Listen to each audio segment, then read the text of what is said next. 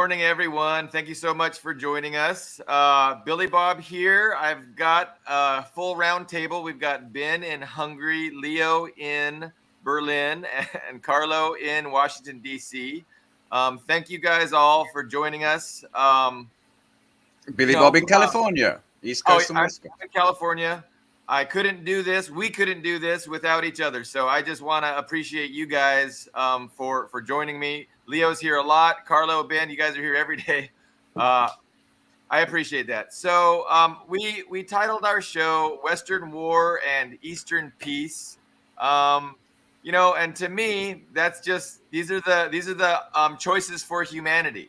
You know, we've got the West trying to resist their inevitable decline of global power, and we have the East wanting to advance humanity into this peace through mutual prosperity paradigm, where the West is just not going to have the power it currently does. It's not going to have the say so to dominate the economy, exploit the developing countries, and so they're resisting that. They want to maintain their hegemony, and they might drag us into a war. That's really a distinct possibility. We could be dragged into a war. And meanwhile, China wants to just, maintain, develop peace through mutual prosperity is what they're trying to achieve. So that was the broad topic. Obviously, specifically, there's a lot of things going on right now in Palestine. Is a big deal. We've got Putin in Beijing. We've got an agreement between Biden and Maduro on oil, which is probably going to help Biden's political aspirations a little bit if he can ease the gas prices and ease the quality of life for U.S. citizens. But there's so many things to discuss. There's any number of places we can begin. So, I think yeah, we're definitely going to harken back to Israel-Palestine because it's been, what's the eighth or ninth day of the Al-Aqsa storm, the Hamas operation, and the absolute bombardment there. And that also ties in with Germany because some amazing German leaders have shown up in Tel Aviv. But for me, today is the first official day of the Third Belt and Road Forum, right? 140 plus nations have representatives there. Not all of them at the highest level, but body of UN organizations. It's just like this massive family, and that's what I've been watching. So I first wanted to start out with let's look at just the BRICS countries, sans India. We'll talk about India, but here was the official initial response: Russia, immediate ceasefire. Let's send aid to people who are in trouble. China, immediate ceasefire. Let's send aid to people in trouble. Brazil, immediate ceasefire. Let's send aid to people in trouble. Then there's South Africa, immediate ceasefire. We condemn this apartheid regime. Fuck you, these are war crimes. They were the real outspoken ones. And let's send aid to people in need. And then there was India, who are somehow with Israel, absolutely 100%. I found some amazing things on Indian social networks we can bring up later for a laugh. But that was that. Whereas the West, as we can see, Blinken buzzing around, but people keeping him up the whole night before actually attending a meeting. MBS did that, and they're doing diplomacy with two aircraft carrier battleships, aircraft carrier groups. There's a third, some sort of operation, another 2,000 soldiers heading their way, and it's all the way with Israel. Nobody is condemned. And the latest one was people were working. Lavrov was working all night. Putin was working all day yesterday before he went. He finally arrived in Beijing for this thing. And he finally got UN Security Council resolution, a draft. Russia submitted it for immediate ceasefire aid to the people in need. And it was shot down by Britain, France, Japan, and the US. That was earlier this morning. So a UN Security Council ceasefire shot down by the West. Yes, yeah. Apparently, there's another one roughly along the same lines going to be proposed by Brazil later on. But they just shot it down because officially that it was, we didn't condemn Hamas. You think the 2 billion Muslims around the world care about these sort of Western shenanigans of condemning shit? Children are dying. More children have died than the entire 1 year and almost 2 years of the Ukraine war. More children have died in Gaza in these 9 or 8 days. You think they care about that? They want to stop the bloodshed. Shut down. And people around the world see it for what it is. Exactly. And good morning, Todd. Uh, to Hi, Todd. Washington ought to wake up because Colombia, the president of Colombia, came out with a strong statement Gustavo Petro is the big. Go on, on Gaza. Yeah, and how many decades have the U.S. Positioned tyrants been running that country and killing their own people in enormous numbers, the peasant class and the indigenous people. So I don't know what's going to wake up Washington, but the polarity part is extremely severe. I mean, it's an obvious between the Chinese, say, Belt and Road Initiative, and the way the U.S. goes about its diplomacy, which is to basically, if you build it, we'll bomb it. And Yeah, the world that's is caught on. literal. that should be the Department of State or Department of Defense If slogan. you build it, we'll bomb it. Yeah. No, that's a great slogan, and definitely they're doing gunboat diplomacy off of Palestine right now with their 2 carrier groups. Yeah, they're awful. Yeah. Leo, what about you? What's on your mind? What's the view? We just add one thing quickly. Blinken visited Saudi Arabia, and his meeting was supposed to be taking place at night, and bin Salman didn't show up until the morning. Yeah, he was absolutely. And he was held up by Al-Sisi in Egypt as well, but not as long as MBS. MBS clearly doesn't give a fuck about Blinken or the US. Yeah, no, those are deliberate slights, just to kind of communicate their unhappiness. Yeah. There are definitely no accidents of that magnitude, like 8 hours. That's not an accident in international diplomacy. But I actually have some questions about Hamas specifically, because I've been reading there's so many different perspectives on Twitter, and the perspective that Israel funding Hamas as a block to the more leftist and moderate factions in Palestinian resistance movement in order to ultimately impede the road towards a 2-state solution. What do you guys think about that? Is there much? How big of a grain of salt should we take with that? Not a lot. I have clipped this because someone brought it up. That's why the publication that you can put it on screen if you like, Billy Bob. This is from Haaretz. It is originally from 2008. The publication date is 2023 because someone brought it back up. But that is as explicit as it gets. Basically, it was against the more, the moderate sort of secular nationalist PLO, the Palestine Liberation Organization headed by Yasser Arafat at the time. He was also killed, but it was basically anybody. This is telling the Knesset. Knesset is the parliament, right? And his party, I think, is the Likud, and he's telling everyone to just finance absolutely explicitly on Israeli media. I mean, it was very, very much right. In so sync. So from this we can two questions.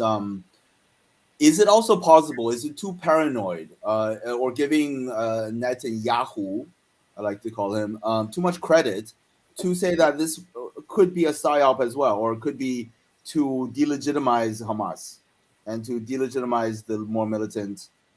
I don't know. That's probably too paranoid.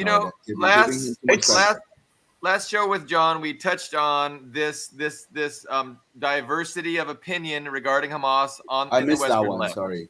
No problem. So, but we can touch on it because it's important to clarify the 2 positions.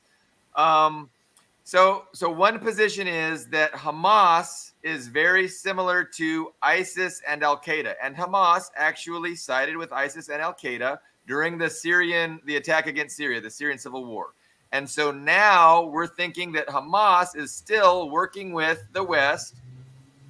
So this is one perspective, that Hamas is still working with the West, and they invaded Israel with the knowledge of the Israeli intelligence, or at least the higher ups, and they got them to commit all kinds of atrocities and take human shields and do all the things that terrorists do in order to, to justify and allow Israel to do the response that they wanted to do and just needed a justification for. But I think there's several problems with that narrative, but it's definitely a narrative that is many people are beholden to. So we talked about what was that guy's name at the New Atlas? Brian Berletic kind of suggested that. He said, we need to really be wary of Hamas. Yes. However, in the last 2 years, Hamas has made an about face. They've done détente with Iran, with Syria, and they've kind of apologized, so to speak, of being on the wrong side of the Syrian war over the last 2 years. And also, there's a lot of leftists. A lot of leftists did the same thing. I mean, they weren't on the wrong side for as long as Hamas was, but at first they were on. They were supporting the color revolution in Syria, and I believe Max Blumenthal and some others started out on anti-Assad, and then once they realized what was going on, they changed their tune. So I'm not sure. No, good on them. They learned. Yeah, I mean, one further thing to add to that we all know that Netanyahu was in deep political trouble back at home before this horrific thing happened. And it's horrific. Innocents did die. This is terrorism. Nobody here loves Hamas. Okay, just to make that clear to YouTube and to the viewers. But it got him out of a really deep rut. Go ahead, Carlo. No, it's important to remember too that Netanyahu has worked with Hamas in the past, and and he worked with Hamas to destabilize any movement, say like the PLO, Yasser Arafat's PLO, to come to a two-state solution. So Netanyahu is partially responsible for the strength of Hamas and for the death and destruction that's going on now. I mean, largely responsible.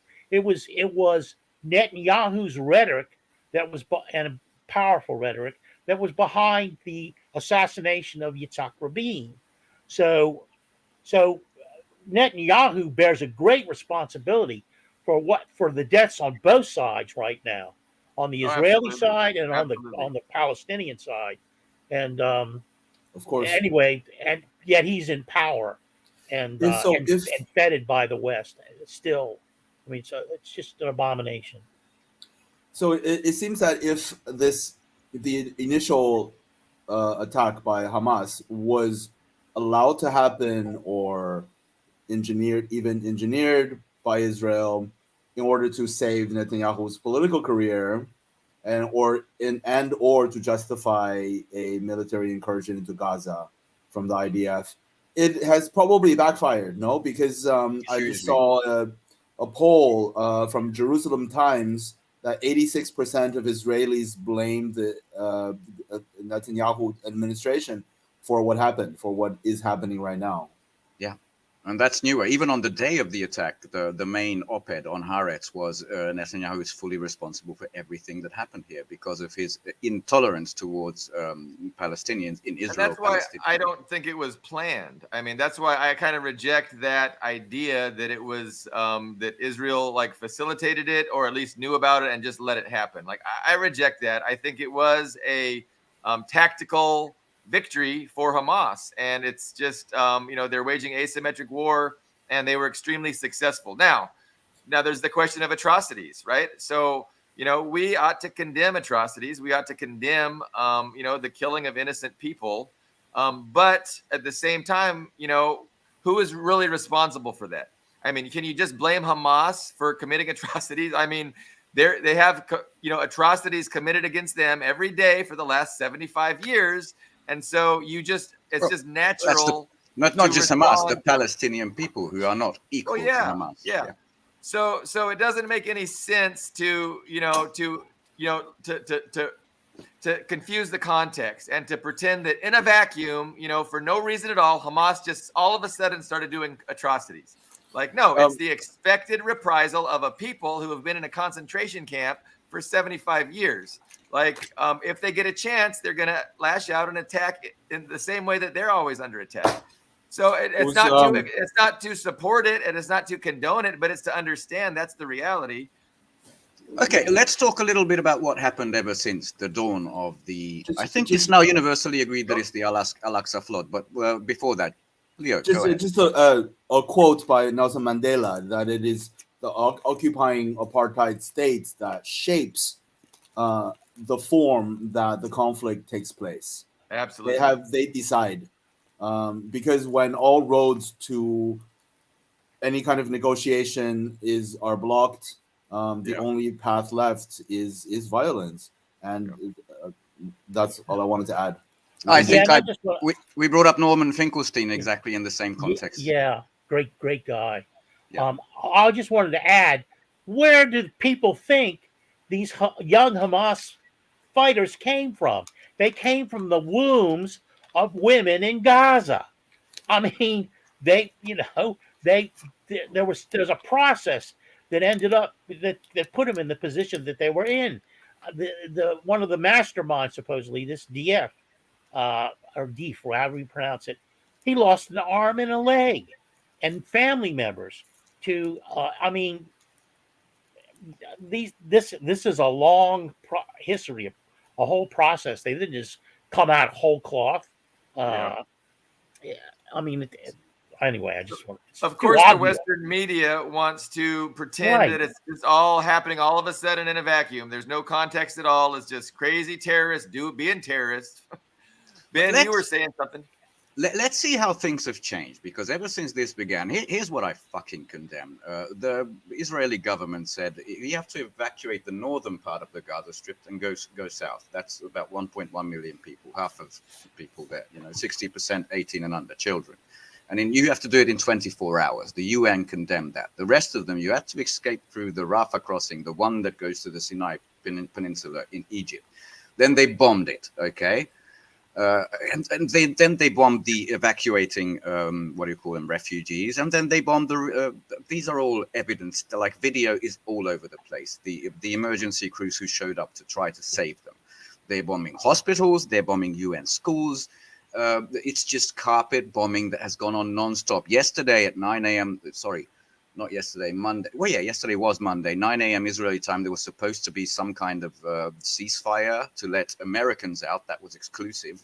The two American UN workers out and the aid in, and it didn't happen. And then they went to the BBC, the Zionist regime went there and said, no, we didn't actually have one of that in charge. The latest I've seen was the director, an Egyptian director, but he is in a refugee camp. His home is in a refugee camp in Gaza. His house was bombed with wife, children. He's gone. That's it. The director of the Rafah crossing. The one little exit they have out there is the sea, where you can go to 16 kilometers, I think, before you get shot to hell by the Israeli Navy. And all around, there's that big cement blocks of guard towers, barbed wire. It is Scott Ritter has evolved to saying it's not an open air prison camp; it's an open air concentration camp. Basically, it is. And then they shut down the water, shut down the fuel, called them human animals. There's a whole lot to be very angry about. And I know that the Arab world and even the greater Muslim world is very, very furious. And it's been in evidence for 75 years. Yeah. I mean, Theodore Adorno at the Frankfurt School had to follow up on Billy Bob's statement, had a term for what's going on in the media here, ahistorical rationalism. But when there was the Great Return or whatever I can't remember the exact title, but a few years ago, unarmed Palestinians went to the fence that was there between them and between Gaza and the rest of Israel. 2004, you mean? And they mowed them down. They shot the emergency people that came in to haul them out, and they shot journalists. The Israelis shot journalists. One guy caught on camera was in a wheelchair, and they shot him in a wheelchair. So they had T-shirts saying 2 for 1, aim for the belly, and there was a pregnant woman's thing. Yes. They do this proudly. It's called mowing the grass, mowing the lawn, the Dahia doctrine, which you can Google right now. It's been in effect for 20 years. So what do you guys think? Scott Ritter's been talking about how ineffectual this Israeli force is going to be, and frankly, what I saw when they were mowing down unarmed civilians, that was really cowardly. That to me suggests these are not people that are well trained or or capable of taking on a real force of disciplined armed people.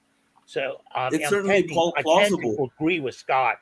But anybody, what do you think It, about it, that? it's Feels certainly like a trap, Leo. plausible that our Western ideas of the Israeli military is way overblown. We've over years come to believe that there's some invincible, mighty force, with the Iron Dome being completely impenetrable, and Israeli soldiers being these super soldiers with like state of the art equipment. But yeah, like we have seen recently, that's kind of a sham. 2 years And ago, that was and true of NATO, also, wasn't it? sorry, 2 years ago, that was true of NATO. You know, We right, thought the same right, thing about NATO absolutely. and found out.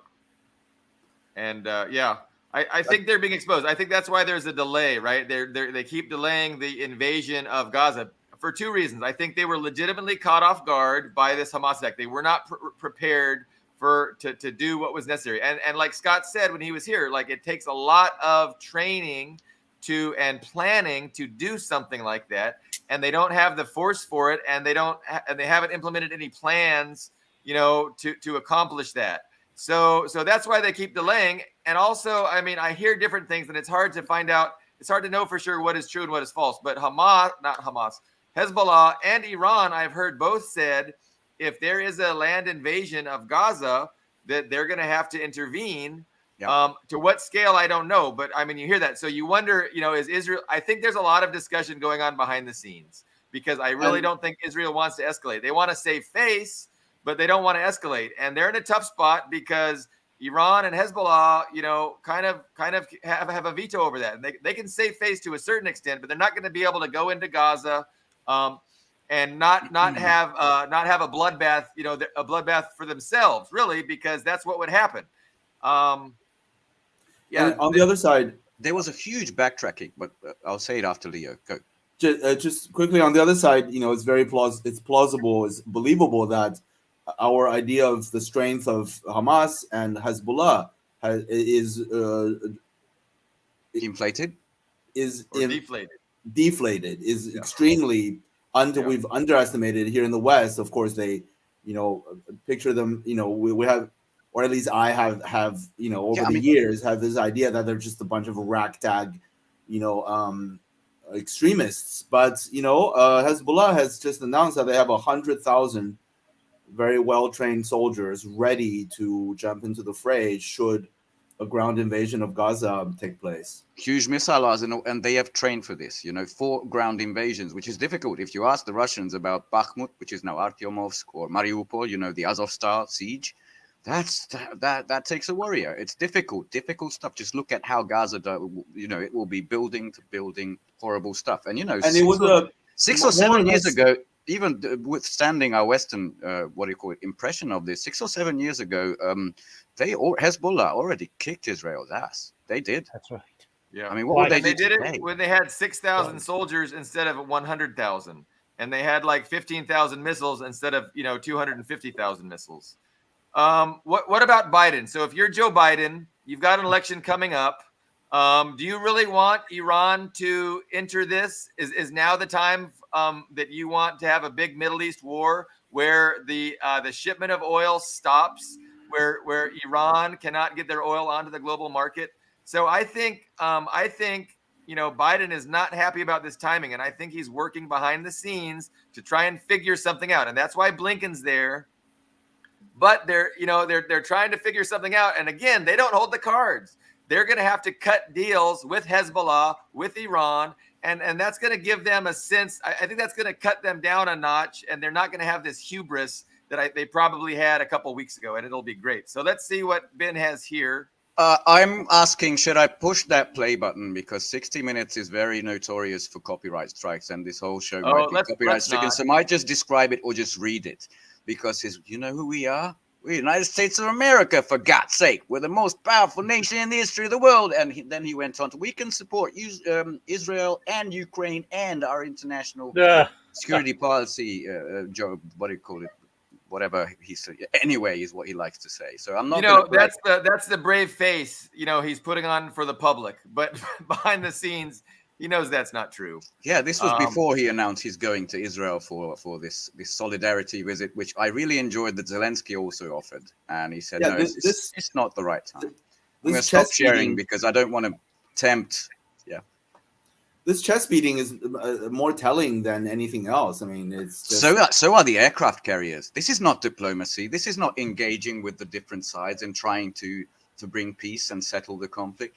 The interesting thing is, I'm never going to say like your chancellor or your prime minister or your, but Ursula von der Leyen, German chick, was one of the first to arrive there, and we are 100% behind Israel. Any reactions they do. Baerbock, my favorite foreign Yeah. minister, also German, said we are all Israelis today.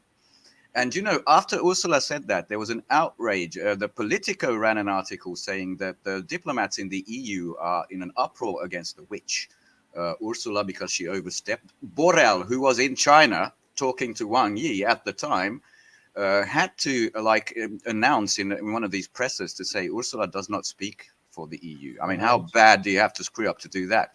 Then there was there's a UN now panel investigation, something like that, saying that bombing Gaza and all the civilians is a war crime. It's collective punishment. There's a whole lot of backtracking to these initial emotion-filled fervor, saying we're with you, whatever it takes, except for India. But let me make one more point about Biden, if I can. So again, he's got an election coming up, and he is very concerned with the American electorate, and he wants to do everything he can to ease their quality of life going into this election. So, he has been forced to go to Venezuela and try and get Venezuela to come to some agreement in order to get Venezuelan oil online to ease the price at the pump for American consumers. So again, if he's willing to do that, how terrified is he of Iran blocking the Straits of Hormuz in a larger war, with Israel? So he does not want that. Like, that is so not in his interest. And we know that because of his going hat in hand to Venezuela, saying, "Please, Mr. Maduro, let's talk about this. Let's bring some of your oil online, and we'll go ahead and end some sanctions." So that's what's going on. And you had a slide about that, I think. Yeah, here we go. I can show you that one. That was from the Washington Post. Jeff Yeah, Bezos, CIA Central. And that to me was interesting because it's a half promise. We'll ease sanctions, maybe this one, maybe that one. We'll tell you which, but we need all these international observers, which were there at the previous goddamn election. Everybody recognizes Maduro now. Where is the guy? Juan Guaido. He's somewhere in Florida, isn't he? He's the legitimate leader. He's playing dominoes in Florida. He's at university or something, but they're doing this because, the other thing Americans always forget is geography. As you mentioned, the Straits of Hormuz, if that is closed, that's Qatar, that's the Emirates, that's Saudi Arabia. 20% of the global oil, I think, goes through there. Yeah, even the Saudis, which of course have western coast, which goes up to, the Suez Canal and Europe through Egypt. They have the infrastructure going from west to east. This is their port of call. This is where they export their oil. That's shut down. I mean, forget about $100 barrel of oil. There's no money on earth that you can get you a barrel of oil if that happens. And I think that's where there's a whole lot of Carlo's got a thought. I want to circle back around to Gaza. First of all, speaking of Venezuela, Maduro, I'm sure he and his people know not to trust the United States now, given the way they've been screwed. Absolutely. So I'm hopeful that they're on top of this deal. But look at Ukraine. Where are U.S. and NATO arms winding up that were given to Ukraine? Even the ones that Israel sent to Ukraine, they're ending up in the hands of Hamas. That's corruption. So Hamas That's is getting some of these weapons from the corrupt people in Ukraine, which the world already knew about. It was famous for being the most corrupt country in Eastern Europe, and that's saying something. Now, of course, all of Europe. Do you know how low they are on actual support? They had these bobbleheads, like Ursula and this, but today I'm not going to try his name because I'm not good with Romanian, but the Prime Minister of Romania arrived, and they celebrated the first world leader to stand with Israel is the Romanian Prime Minister. And now they're expecting Biden, but they're really low on support. While 140 countries are gathering in Beijing. Yeah. Okay? Just the comparison. They are celebrating Romania at this moment. And the U.S. is now preparing a mega pack for Israel and Ukraine and Taiwan. Oh, I read that, and they put in for these Republicans also Taiwanese and the southern Mexican border has some key things that it needs. It's just everything. Did anybody see the Janet Yellen thing? Of course, we can afford 2 wars, Ben. Of course, we're America. Why 10 billion. We can afford 2 wars. It doesn't matter about San Francisco and the homeless population. We can afford 2, 3, 4, whatever it takes for our ruling class to maintain their hegemony and their empire. No price is too high, Ben. After 10 billion is the figure for this new package. Oh, that was the emergency. Billion, that's for 10 billion just for Israel military aid, right? Yeah, for emergency for all three, for Ukraine, for Israel, and for Taiwan. Oh, so they're working everything into this 10 billion because the Jerusalem Post said that Israel required this emergency military aid. And wait. Yeah. Israel is asking for 10 billion, but the White House is working on a package. Oh, yeah. They're trying to work everything into it so as not to be itemized again. Yeah. I think I mentioned on one of the episodes that the Biden administration is trying to get a one and done funding for Ukraine because they don't like how the Republicans keep holding it up. So they want to do a one and done, 100 billion to Ukraine, and that'll cover them all the way through the next election. So they're trying to get that end of 2024. And they might be able to, but I don't know. So I wanted to talk about, we talked about Brian Berletic earlier. Look, Brian is an awesome analyst. And we love Brian. He's great at analysis. So Todd just shared with us some cutting information about Brian Berletic's take on Hamas. So he says in today's new atlas, Brian Berletic clarifies his message on Hamas. It's super solid. And then Dr. Montero, he's also a friend of the show. He does great analysis at the Saturday Free School. So I missed both of these. I don't want to disparage and I don't want to misrepresent the points of view of these tremendous heroes, working class heroes. So check them out for yourself. But yeah, no, I definitely don't want to mislead anybody. And, no misleading. But I also watched the Scott Ritter interviewed by, I think, Alex from Reportify Media, and the title was "Who's to Blame" or something like that. You can probably find it based on that. And he said, obviously, this was a trap, either by just some independent minds in Hamas, whether they were working with anyone. We won't know anyway.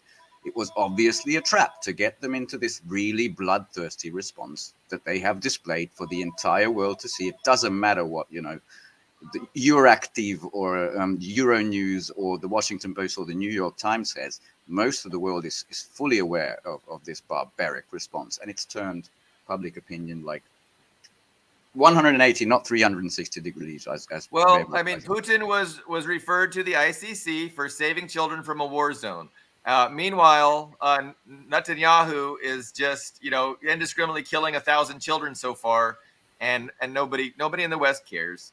Go ahead. Other than Gustavo Petro, who said we will not be a party to war crimes, and he said fuck off. Nobody in the West cares. Nobody in the Western world, in the Western orbit, Except one person I have to shout out, and I'm going to read her title because I'm not sure. I think this is a Spanish person, a Minister for Social Rights, Ion Belara. I haven't heard about her before, but she said that what the strikes on Gaza are a war crime, and she wants to put Netanyahu at The Hague in front of the ICC. Well, that's only fair. That's only consistent. Sorry. And what was her title again? And her position? She is the Spain's Minister for Social Rights. Again, unknown to me until this point. Yeah. She was the one. Good for her for speaking out. I mean, it's everybody's moral duty, moral obligation to speak out. But and their silence is deafening. Yeah. I just made a meme. I just want to. I made a meme with a Bugs Bunny template that says, "I wish all liberals very good luck reconciling the unanimous Western state support for genocide of Muslims in Palestine and the oceans of tears that they cry for Muslims in Xinjiang. A double standard, to say, an understatement of the century to call that a double standard, but that is absolutely spot on. And we can see you now in the hello darkness, my old friend. Do you want me to put the Janet Yellen clip up? I saw you had that earlier, and That's an interesting thing to watch as well. But I thought if we want to have a little bit of fun and we're talking about memes, maybe share what I have. This is what you find on Indian internet. It's just, I think, insane. I described it last time, but that's the Hindu Adolf Hitler. And the next one was not on Twitter, but some other. And, this I don't really understand. They were a colonized nation. The only place in Asia, by the way, Leo, that had pro-Israel protests was Japan. Who partook in colonization of the Asian lands, obviously, and Prime Minister Kishida's approval just went down to like 30% or 32% or something like that. So people did not like this stupid minority doing stupid things, even there. So there's something. Yeah, but I thought I'd have a laugh about Indian social media. Is something else, man. By the way, it's so clear. Since the day this happened, when I saw Israel announcing something, whatever they're talking about, this war crime, that, all of the disapproving replies were in Hebrew, and all of the approving ones were Hindi. It's just the weirdest thing. Some weird observation for 2023. I didn't. It's just so clear how the lines are drawn, between exactly the former colonial powers, the fascist powers, and the rest of the world, the victims of colonialism, countries who are now stronger. The lines are so clear. I mean, it's very impressive the mental gymnastics that all the liberals in the West are able to muster at this moment. Like, they are really like doing some inhuman acrobatics. Yeah. No consistency, no coherency, no logic. It's just narrative, and it doesn't even comport with any basic logical framework. Let me share with you one thing I enjoyed. This came out in the Financial Times behind a paywall, but I managed to grab an archive version. And since the West, well, at least in Europe, is admitting, okay, the people in Gaza are innocent, we should save them. They're all talking about, well, we should get them out through the Rafah crossing into Egypt, or maybe get them to Jordan. And the King of Jordan said, fuck off, we're not going to do that. And this was with the Al-Sisi, the Egyptian prime minister, who you can bring it on screen if you like, which I just really love this. In the Financial Times, he said, if you want us to take 1 million people, well, I'm going to send them to Europe. You care about human rights so much. Well, we'll let you take them. And he's exactly right. Of course, none of these people take into account that the Gazan people don't want to leave. That's their home. That's always been their home, because that would be playing into the hands of the Israel regime. They want them gone. That is what's called ethnic cleansing. You're not going to play into their hand. Hello, Polly. I'll stop sharing.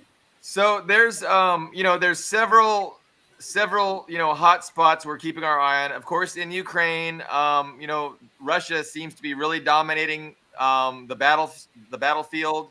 Ukraine seems to be running out of artillery, running out of trained men, and just losing on all fronts. And then there's Taiwan. Taiwan, we have an election coming up soon. Most likely the KMT will win, and they're definitely all about friendly relations and good relations with China, and not becoming the next Ukraine. In Japan, of course, like you mentioned, the government there is entirely pro-West. They're just a pro-West proxy, and they have no support amongst the people, or they're losing support amongst the people. Yeah. Unfortunately, while this is going on, aircraft carriers, readiness and all that, they are also sending B-52s, the strategic, these are nuclear bombers, to South Korea. I mean, just what could be more irresponsible at a time like this? Why not do the stupidest thing you can imagine? I just want to blow up the conversation a little bit.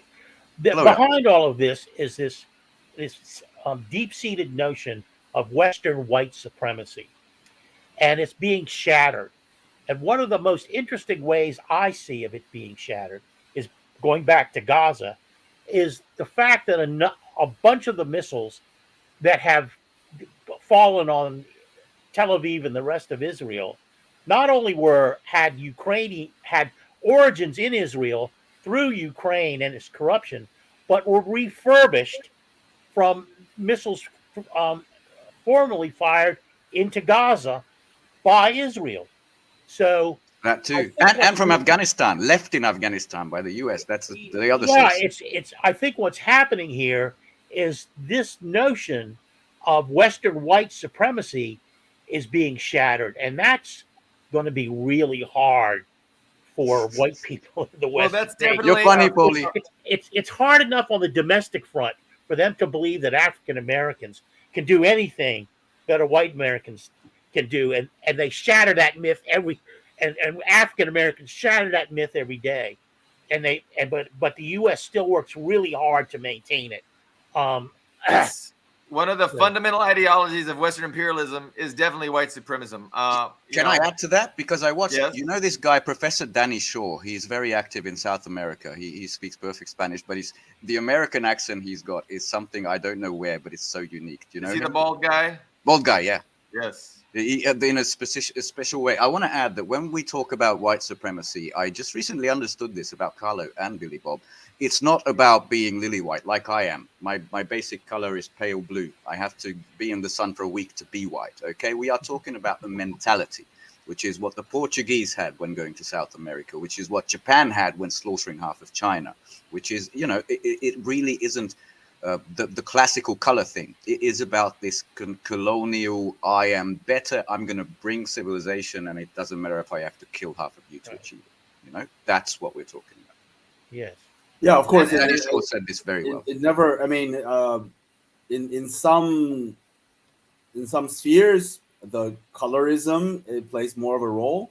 But obviously, if we zoom out historically, I mean, mainland Chinese people were classified as black or had the legal rights as black people in Lesser apartheid than. South Africa, and Taiwanese Chinese people from Taiwan were classified as white, honorary white under the apartheid South Africa regime. So like it literally makes no sense and has never made any sense. And you're absolutely right, Ben. Skin color has always played a very minimal role. Like if we go deep into Yeah, the you go back to the colonialism and capitalism, like I have to mention again that black people could vote by the mid 1800s, and all women could vote as well in the 1800s if they owned land in the United States. that was the category of white. Yes. Yeah, absolutely. It's really more about ownership. It's more about the class. The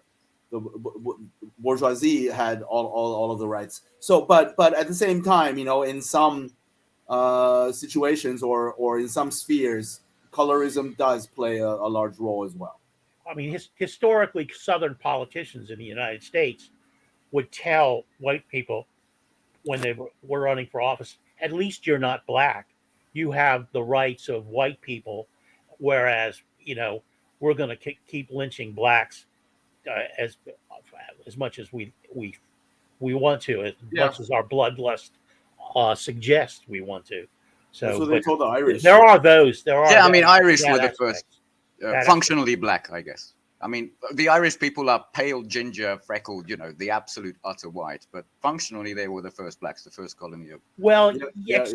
I'm careful to make a distinction between indentured servants, which the Irish were, and out and out slaves, which the African In the United States. Rightly so, yeah. The transatlantic because slave it was trade. much more brutal Sure, than being an Yeah. indentured servant. Sure. Yeah. But let's not forget that under Oliver Cromwell, Ireland's population was halved in 2 years under Yes. Oliver Cromwell, and that's the first step of colonialism, which took place right next to England in Ireland. That's the first step. There was an experiment, you know, in many ways, an experiment to see how we can subjugate and how we can absolutely do whatever we want with this population. and also an experiment in economic terms and of building the primitive accumulation of capitalism of the new bourgeois class was built. Their wealth and power was built from that process on. At first, colonizing Ireland, Right. and I just have to It was mention land at the time. Yeah, and that's why the Irish call the Union Jack the butcher's apron. Yeah, That's their term for it. yeah. And that's why after 10 years of Cromwell and his son, even Britain went back to France to bring Edward III back to rule, gave him the divine right of kings to rule Britain. That's how And that's a how fun idiotic fact, the and Puritan that's why Revolution was. that's also why Irish drinking songs are the best in the world, saying, "Come out, you black and tans, come out and fight me like a man." It's just beautiful. Yeah. And a little fun fact: the word Tory was originally an Irish word for hunters, meaning the hunters, the police that hunted the Irish rebels, Ah, all the way back then, all the way back in the 1600s. Fenians. Yeah, Tory was originally a word that meant that. And also, just as an aside, how disgusting is this fucking guy Bono? Like, speaking of Oh, Irish Jesus. people, Worse.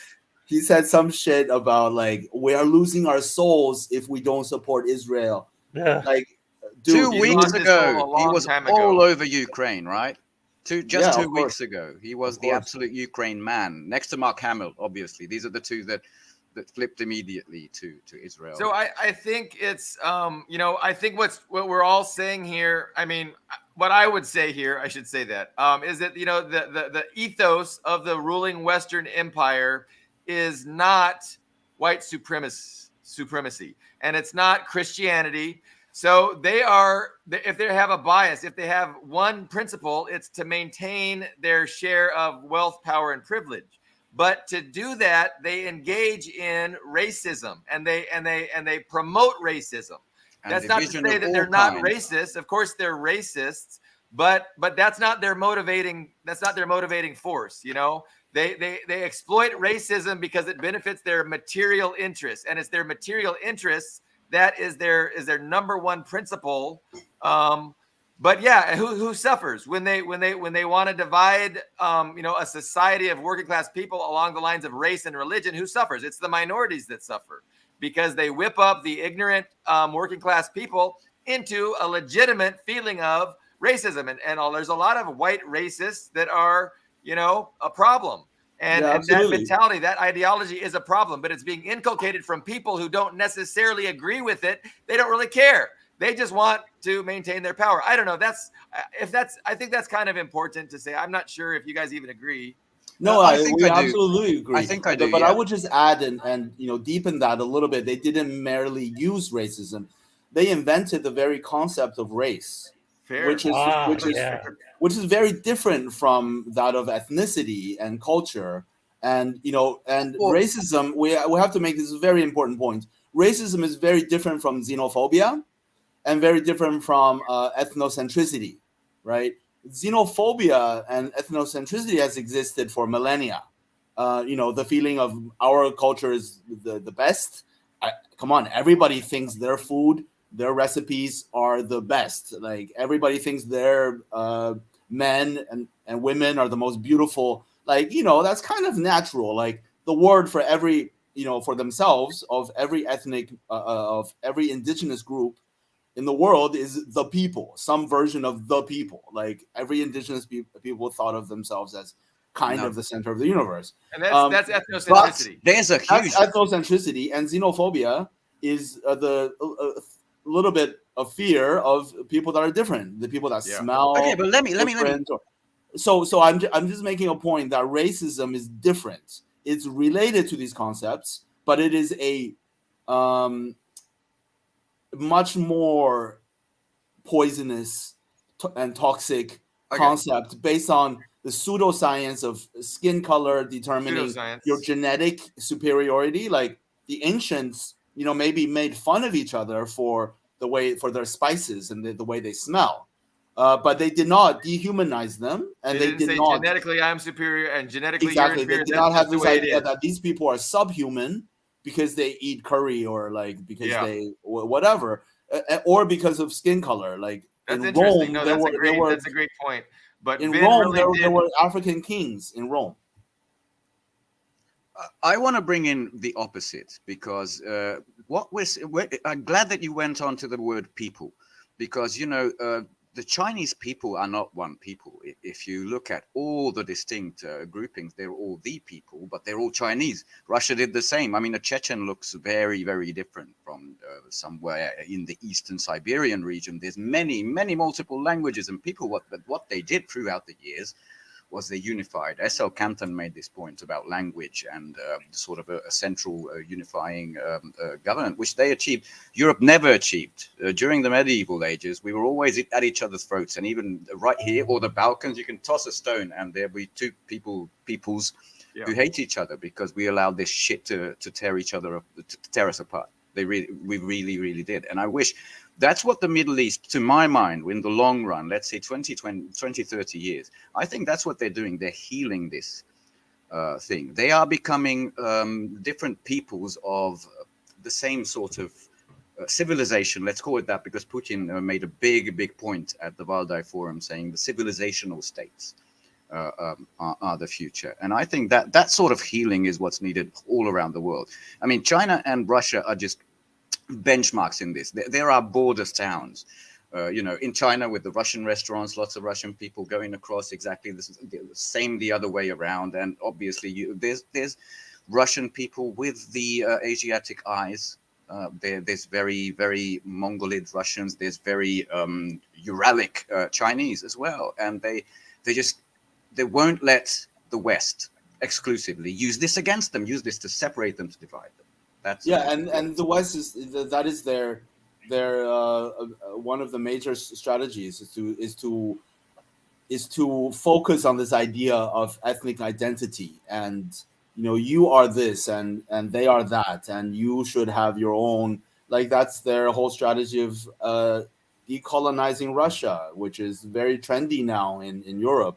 All of these art institutions. Oh Jesus! Using that language. Institutions are doing these massive, or like the things like exhibitions and forums and conferences about decolonization, and let's start with Russia and China first because these are colonial empires and we must decolonize Russia and China. It's absolutely disgusting.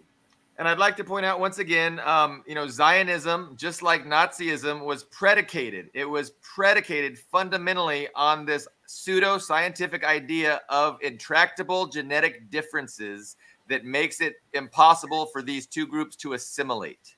Yeah. So the Aryans did not want to assimilate with anyone else because they were the Übermenschen, the super people. Whereas the Jews were the underpeople, the underclass, like the Slavs, etc. So yeah, I mean, they did this with different. Before they're handing it over. They did this with Hong Kong. You saw the big riots with the umbrellas and the black revolts. We are the superior. Whenever you hear "we are the superior people" to those, that's where the West has its roots. No, that's interesting. And I wasn't that familiar with their rhetoric, but I mean, again, it makes sense because, like Leo said, that is their strategy. That is their tactic. And that's what Zionism is too. So Zionism is saying Jews cannot assimilate because they are genetically different than other people, and that's why the other people always oppress them.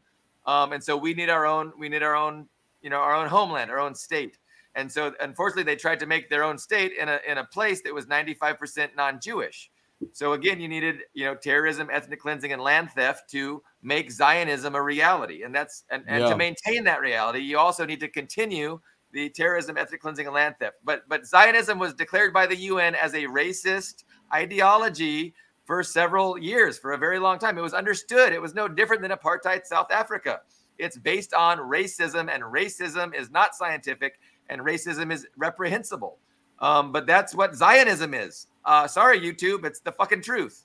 And when we're having these conversations, last week at our every Tuesday small communist bar meeting, it was a huge kind of argument between different factions. Like people argue on different levels of this topic, right? There are different levels that we can engage with ethnicity and self-determination, right? Ultimately, I mean, of course, we want ethnic rejuvenation of indigenous cultures and such. But you know, in our historical era, the only way to do that is when, for example, the Soviet Union gave the autonomous Union member states statehood. When the Soviet Union gave the Buryats, the Georgians, the Ukrainians statehood and have gave them self determination, but under a bigger structure, union a over bigger state, right? Yeah. That is the only way in our era of neo-colonialism, you know, which is just as brutal as colonialism was, because if these places don't have sort of the protection of a larger state entity, they will become, you know, victimized and used against socialist powers. So like there was one woman who's, you know, an academic, and you know, as she's works in these fields, she was just arguing for ethnic self-determination as against, you know, large nation states that in her view, you know, sort of consumes them, envelops them. Yeah. That's when you have to bring in economics, in my opinion. But you Well, go on if you want to. Well, you got to bring in economics, and you got to bring in the perspective of class struggle, because And that's the most technology. important thing. Oh, yeah. That's what these people ignore, because in what context? Like, is this ethnic state going to be a tool? Are they going to be protected by the Western imperialism and used as a tool to defeat socialism? Or are they going to be part of the socialist bloc that opposes imperialism? And to say that, to just ignore that question and pretend like that's not a reality that you know ought to inform our opinions of these things is liberalism. But yeah. No, we run into people like that. So you mentioned it was a communist discussion, but that lady doesn't sound like a communist. It doesn't sound like she's viewing things from She sounds EU the reality of class struggle. I mean, she is manifests itself as the struggle. I mean, this is the difficult thing. I think she was having the same conversation, but on a different level. You know what I mean? Like on a almost philosophical level, and we are talking about geopolitics and actual reality. Well, the class nature of the state is important. The class. Let me give you my experience. All important. Absolutely. A quarter of a century ago, 20, 30 years, the EU had this promise. That was the promise with which we were boarded, the post, Warsaw Pact countries. We were coming here, so okay, we'll continue prospering. We'll have our protections that we had under socialism, but we'll be part of this bigger family, and we'll all have our rights protected and all that. In reality, what it was absolute stagnation, Eastern Central Europe, not to mention Yugoslavia later, the post-Yugoslav spaces. And the youth, they have to migrate to the prosperous West and basically, you know, wash the fucking dishes in London or Brussels, while the at home, it just went into poverty and shit. There's a lot of those people actually coming home right now, which is a very welcome change. They weren't just excluded; they were a vampire. Second, third class citizens. Vampirism of EU imperialism. Oh, absolutely. All the funds, if you actually look at the direction, the big arrows of capital, they went into Germany. Sorry, that is the beating heart. It's the Deutschmark 2.0 is the euro. Don't and that's apologize. What it was meant to do. And people still don't understand that. When they speak of the EU, I saw this map years ago from an intern, some EU official's intern, who broke down the EU, not even to countries, but to the level of like little counties. Like Hungary was made out of 12 of these. Germany was made out of 50 of these. And maybe at that time, if I was 12, I would say, yay, everybody's free. Even more freedom to just siphon off the wealth, the lifeblood, and no one will stay there. Just become a fucking barren wasteland. That's what EU loving people in Hungary just never understood. I want to make a point about the EU. It was kind of predicated on this idea of we're going to turn the EU into the United States, because in the United States, what you have is a race to the bottom where each state outcompetes the other states in lowering the costs of labor and lowering the costs of doing business. So it's a race to the bottom if you're a worker. And so that's what they were trying to create That's the model they were trying to create in the EU. So all these little countries would just be states, and they would try and out compete other countries to entice big corporations. So hey, come here. We don't have any environmental regulations. Our workers will get paid just $3 an hour. So come with us, and that's what they want. That's how they have it in the U.S. and that's how they wanted it in the EU. But there was also other geopolitical considerations too. But those were the economic considerations. There's some obvious things about that can be garnered from the U.S. experience. First of all, I know I want to add that the states that get the most federal aid are the reddest states. So they're the people. Oh yeah, that's the U.S. Very strange, eh? But they get the most aid. The fiscal conservative, the responsible people, they get the most. But I want to talk about the robber barons for a minute from the middle to late 19th century. They all had their own railroads. Gould had his railroad, Rockefeller his, and so on. They all had different gauges, so that to ride one railroad, you could go 35 miles.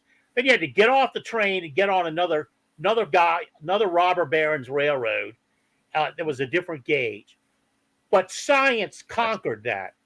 Yeah. It was partially government, but it was realized that uniformity would make the economy hum much better. But not only that, there were gauges that were more technologically enduring or could haul heavier loads, and technology won out, so that the standardization was a result of what we kind of more or less wrongly call universal physical laws. And universal physical laws are having, through the Chinese, God bless them, are having a huge renaissance. Oh yeah, that's what the Chinese are all about. They understand science and mathematics to its core, and that's the only thing that operates for them. And as a consequence, economically, things prosper and thrive. I just wanted to point that out. Todd is spitting some really, really good ones today, by the way. Kudos. But I want to say that's nice. I like that thought. But I think the way SL Cantham made this point, and I've seen some videos from Xi Jinping that basically from the Belt and Road Forum, they made this point, Xi Jinping did multiple times, that we see peoples as organisms. The West sees them as atoms. Individuals, little individuals to control, confront, whatever they want to do with it. But we see them as organisms. And the motto of harmony isn't just a simple, oh, this is a Chinese motto. This is actually, real substantive economic industrial thinking is what they want to do. So when they talk about this world order in which no one can tell another country what to do, how to do it, they mean themselves as well. They mean Russia as well. They actually strive towards what the UN was supposed to be, was meant to be, and this brings up a very big question that a lot of non-Marxist understanding people are raising and are asking, right? In the post-hegemonic world, in the multipolar world, how can we make sure that, or how do we know, what guarantee do we have that a new oppressive hegemon will not emerge? They're self-guaranteeing it, basically, self-limiting.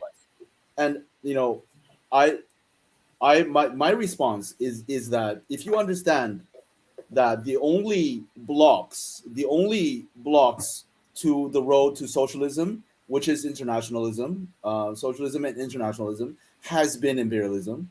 That if we understand that the removal of democratically elected socialist leaders all over the world, on every continent, is the only process with which the West or the colonial powers has been able to stop, sometimes successful, sometimes not, in the 20th century, the movement towards socialism.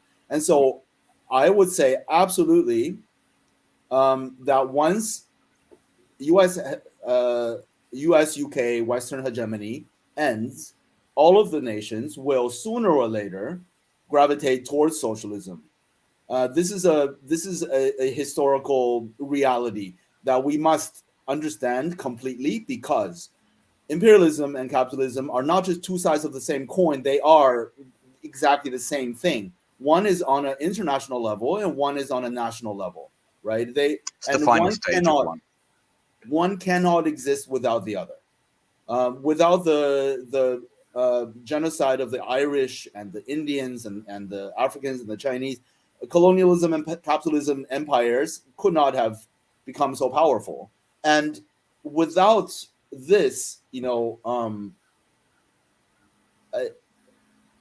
new hegemonic, oppressive hegemon cannot replace the old one. Yeah. And also, as someone very, very acutely, very accurately said, we will emerge from this era changed, because imperialism and capitalism was created under specific historical conditions, under objective historical conditions, and the conditions are different now, and so the conditions for a total domination of the politics and economy of other nations will cease to exist. And corporations, sure, capitalism will still survive after the end of Western hegemony, sure.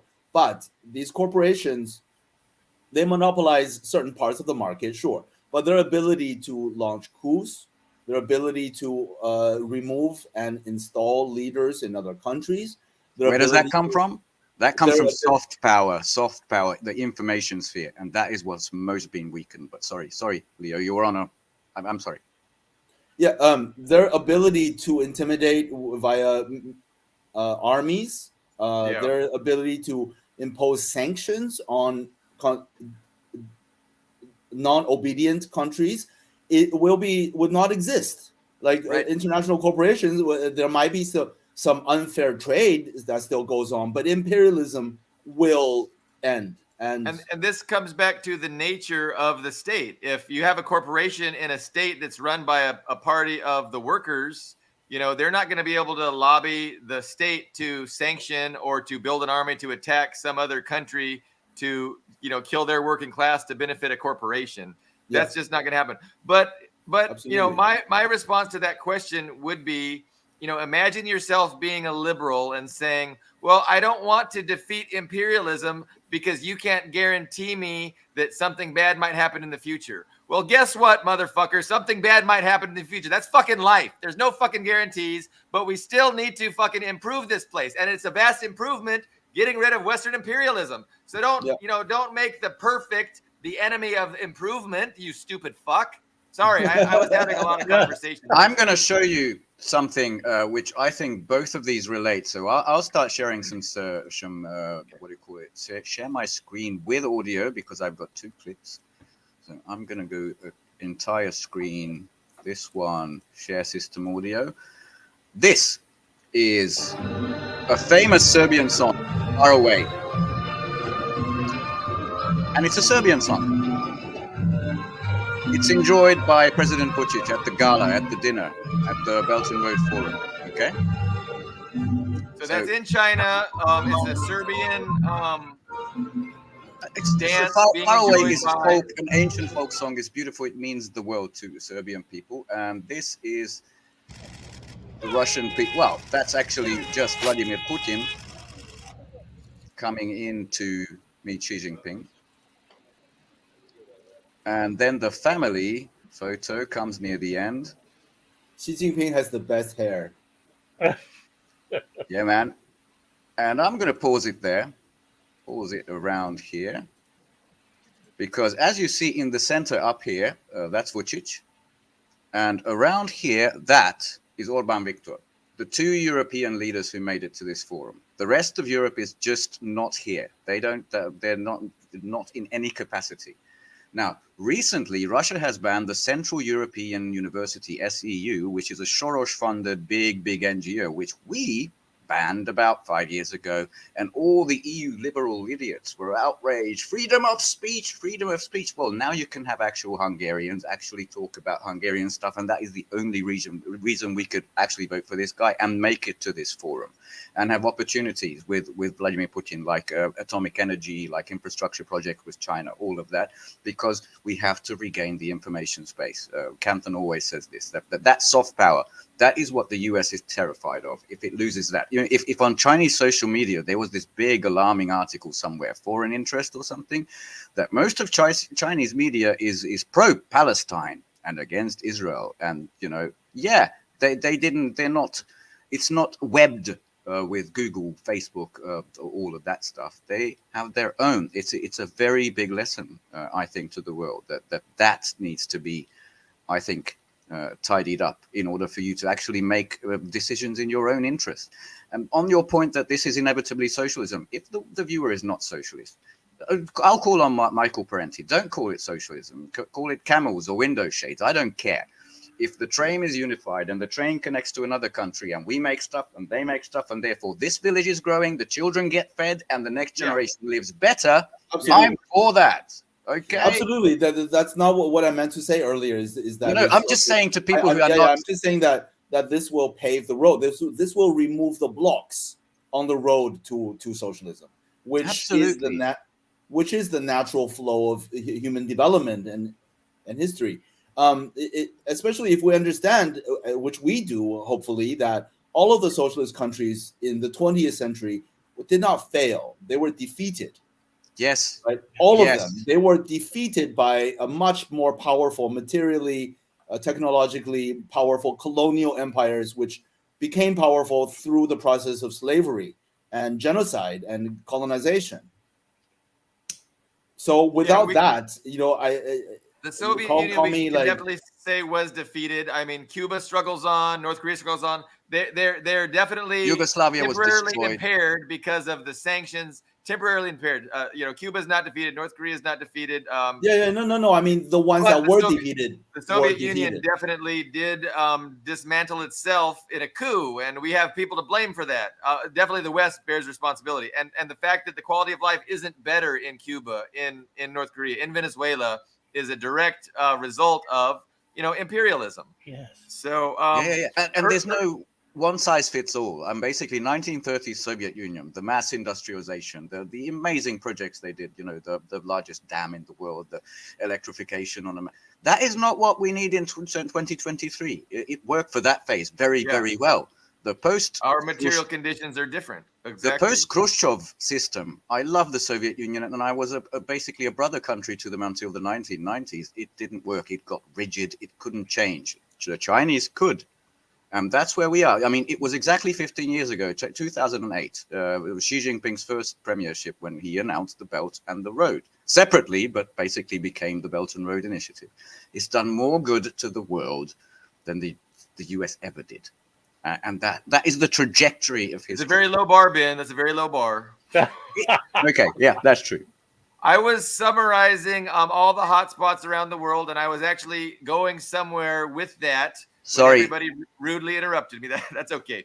I was just trying to point out that, all these hot spots are going on, and it's culminating in an election in the imperial core. Like in the United States, there's an election coming. Just to deal with all that chaos, now throw in an election in the United States. And I wanted to talk about, 60 Minutes, and I wanted to talk about Biden's interview in 60 Minutes. And I wanted to kind of read Trump's analysis of that. You can show that. Yeah. I can't show it. I wish I could, but You're right. We can't. I'll just read it. It's a little bit long, but Trump is pithy, so it'll be entertaining. So the show 60 Minutes should be ashamed of themselves. They just interviewed crooked Joe Biden and led him along like a lost child. Each question contained the answer and was so weak and apologetically asked that it was a joke, which should be considered a campaign contribution to the Democratic Party. Why would CBS get free public airwaves for this highly partisan show, which never apologized to me for the mistakes they made on the laptop from hell? They are protecting Biden, even though he is the most corrupt and incompetent president in the history of the United States. The Carter administration looks absolutely brilliant by comparison. The only thing the Biden regime does well is go after Crooked Joe's political opponent, me, but even that will fail. The Middle East, Ukraine, inflation, bad economy, the open border, horrendous Afghanistan embarrassment, gas prices, our great auto worker death march, and so much more make Crooked Joe a total disaster for our once great USA. Make America great again. So a little bit of political stuff in there, but some really spot on, accusations and criticisms of 60 Minutes as we expect them to behave. I mean, would we expect anything else from 60 Minutes? Carlo, you're about to vomit. Tell me why. No, no. Carlo, do you think someone a little bit smarter than Trump wrote that? I had that feeling, but maybe someone checked it, you know? I don't know. I mean, I don't, I don't know how to respond to that really. I don't really ultimately, I don't take Trump very seriously, and I certainly don't take him at his word. I mean, he's a career liar. I mean, he's in a class like Clapper and Brennan, the two NSA, the two high level government liars. I mean, he's in that upper echelon of liars. So I don't really take anything he says very seriously. I mean, I don't really know what to say. No really problem. I didn't mean to put you on the spot. No problem. I think he'll win the nomination for the Republican Party. He's very, very likely to win the general election. I can't say much beyond that. No, that's interesting analysis. I'm not sure they're going to allow him on the ballot. I'm not sure he will win the Republican nomination. I don't think he will. I don't think they're going to let him in the general election. I think he's too much of a liability at this very, very, very volatile and precarious time, and they will not allow him. They will, assassinate him before they let him take the presidency. That's my analysis. But I've been wrong many, many, many times. So take that with a grain of salt. Question. I thought that it was part of this, but maybe it was a separate interview when he said, I've met these military leaders, American military leaders, and they're among the most stupid in the world. And he got a lot of flack for that. But, I follow, maybe it's a bit of dopey babies. They're losers. That's something like that. But, I follow, and it's a bit of self-harm on my part, General Petraeus and Ben Hodges. And for the last year and a half, they have been the stupidest people in the world. I mean, they've been announcing what Ukraine's going to do and where, and then they did it, and then they lost. It's just, he's objectively right on that particular point. Yeah, I had another comment about Trump, but it just went out of my head. Sorry. That's what I wanted to say. Look, I would agree with you, Billy Bob, except Trump has some very, very powerful sources behind him and resources. Does. That's true. And he's motivated, or that's not really the term I'm looking for, but he's got a following that's really rabid, and that following has made inroads into the Congress enough that they can make Congress a living hell for not only the powers that be, but also for the general population of American people. You can see what's happening with the controversy around getting a speaker for the for Congress. That was Lindsey Graham. The people that were running, like Scalise, who's identified himself. He's backed out now, but he has identified himself as a David Duke without the baggage. And David Duke, of course, was a big KKK leader, so obviously he feels very free about expressing his overt racism toward African Americans. So there are those kind of forces behind Trump, and not to mention the actual very impressive number of billionaires who not only support the Republican Party and Trump and the Democrats to a large measure, playing all angles so that they control people like Nikki Haley. She's so awash in AIPAC money and the military industrial complex money that she's basically a slave to them, and it's one reason she's kind of progressed in the polls, because they also own the corporations that can give her the airtime to become a prominent person. But I think Trump has very powerful people behind him, and I Yeah. think if they go after Trump too much, and if they revert to an assassination, it won't be like JFK. The aftermath won't be like JFK. It'll be Civil kind of War. brutal. I think there will be a kind of lot of independent um, attacks on people, various people. So I would be shocked if you're right. I would kind of be happy, and here's why. I think Trump is going to be interested in cutting a deal. Trump doesn't want a global war. Trump doesn't want a nuclear war. He wants to cut a deal. So he'll cut a deal with Russia. He'll cut a deal with China. He'll cut a deal with Iran. Well, he has to get into office Maybe. first, right? Right. Well, and I don't think he will. I don't think he Yeah. will. I mean, that was the point. But if he does, I think he's our best chance to, have a deal cut and not have a conventional war, a bigger war. But it's some serious speculation. It's all speculation, and but we won't have to wait too long before we find out, what actually happens. what I would like to know is we're into these we're deeply into this. I mean, time wise, into this Ukrainian conflict, and now we've got this new conflict in Gaza Oh, uh, Ukraine's and done, son. Israel. What would why don't we have an inkling of what the solutions would be that Trump would be proposing? Why hasn't he laid out some of his cards on the table? And it reminds me so much of the way Nixon won the election in '68. He and Kissinger claimed they had a secret method for ending the war in Vietnam, and then the war didn't end for the U.S. until 1973, which was 5 more years. So obviously they didn't have anything.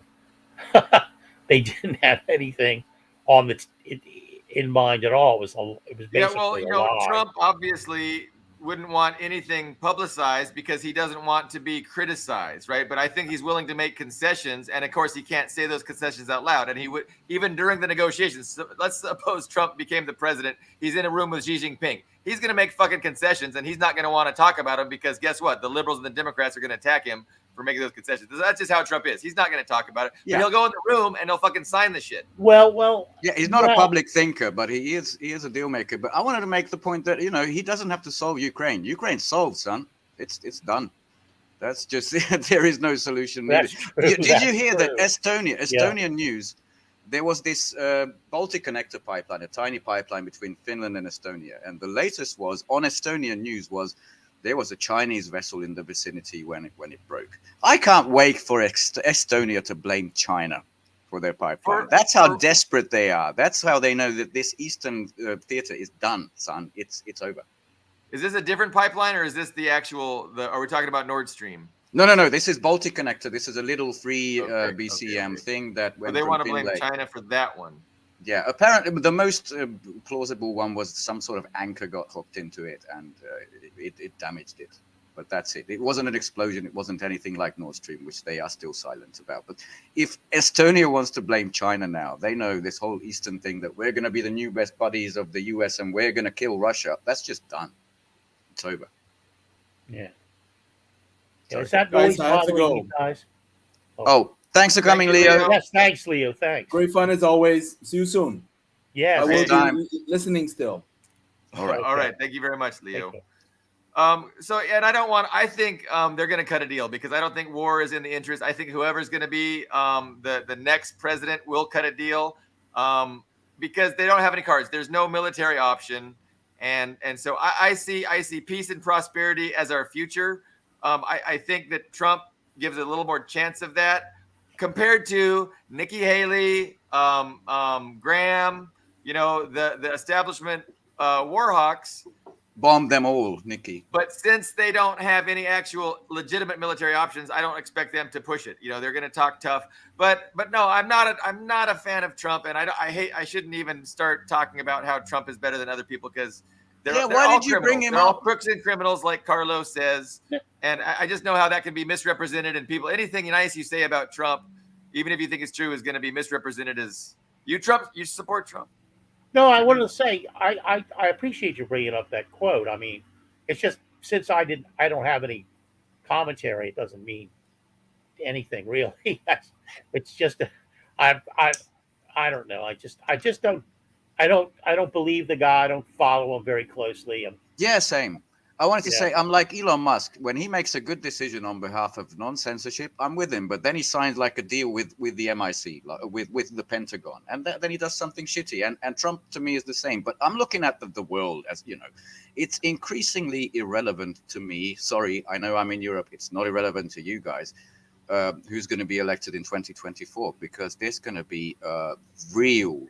I think maybe it's too early, but a really shit situation in the US to actually, disregarding what happens in West Asia, in the Middle East, whether it turns into a big energy war or not. The strategic petroleum reserves are at 30-year low. I mean, gas prices are going to skyrocket. That means more inflation. That means economically, things are not looking good in the US. I mean, Yellen and everybody groveled to the Chinese, please save us, and China's not going to save them. They've been selling US treasuries and buying gold.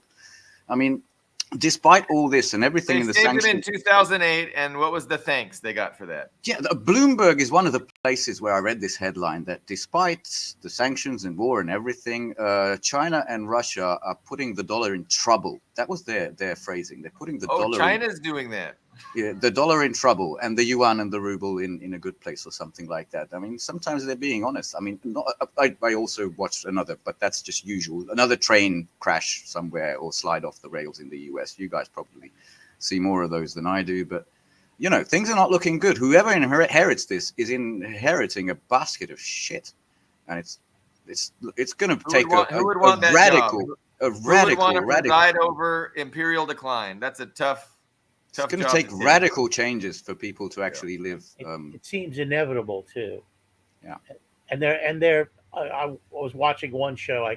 I can't remember who the guest was, but he's a trader. He's a Wall Street trader, and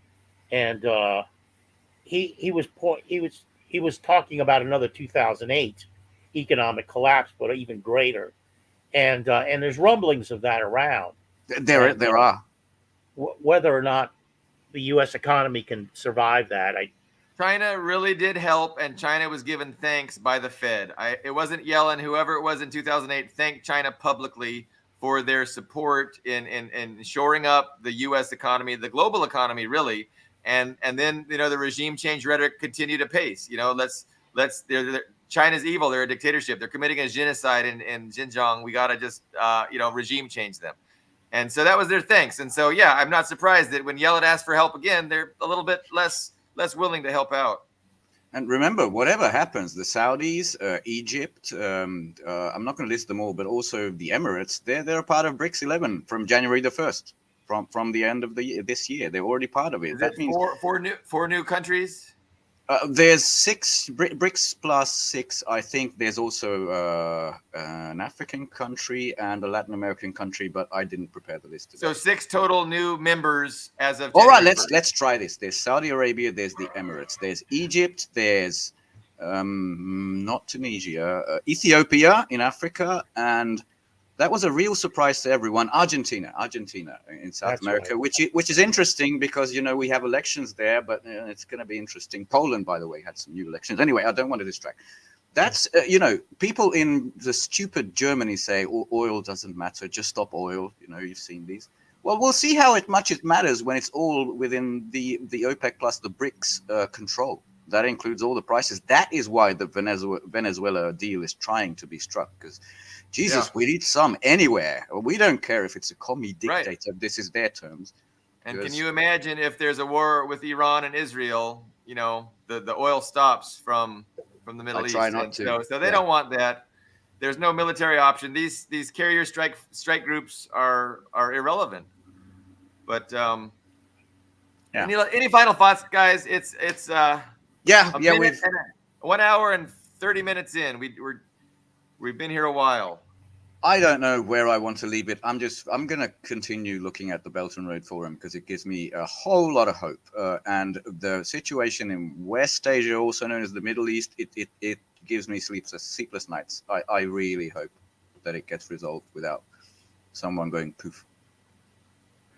I'm just so weary of the world situation. I'm having a tendency to sort of back off. Yeah. Now that, as Ben so accurately pointed out, the Ukraine situation is, for all intent and purposes, resolved. The it's up to Russia and the moves they want to make now and where they want to end it. I just read an article where there's fear that Russia is going to take over not only Mol- Transnistria but the Moldova. Moldo- yeah. Maya Sandu had said that publicly, Yeah, but that so what? Okay, fine. If they The feel world's they gonna need it, mourn Moldova. take Odessa, take make Ukraine a landlocked, insignificant place. Uh, I'm beyond all of that, and Ukrainians have acted so badly. yeah, The leadership, Zelensky, and those people have just been.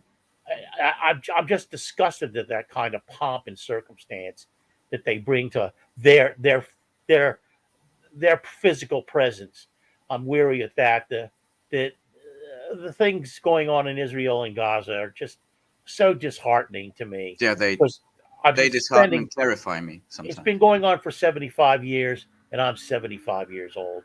It's been going on for my entire lifetime, and I feel like Norman Finkelstein. I I've had it, you know, and but and let the way it's going to play out is play out. The one thing that gives me hope is that there is a kind of tangible, well, kind of. There's a very for multipolarity that's taking hold vis-a-vis the Belt and Road Initiative and other Chinese developmental um, uh, uh, um, projects. And I watch. We do get a Chinese channel, to Chinese news, and it's never about war. No, There's no. It's always about development. The French are interested in Chinese wine. No, the Chinese are interested in French wines. Fine, that's great.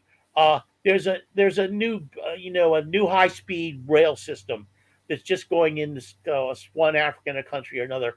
That's wonderful. And people, you see people riding it, and it's uplifting. And so yeah. that's where my hope lies. It certainly doesn't lie with the hegemonic ninnies of the West. That's my final thought. That was The a head, great way to wrap. Go ahead, Ben. the title should have been the hegemonic ninnies of the West. I love that. I love We that. can use that. We can use that. Hopefully, nobody watches till the end. They'll be surprised when we use it next Friday. So, thank you everyone for joining. Thanks, Carlo, for that send off. That was great. Thanks. We'll be back on Friday, episode 26. Thank you very much for watching.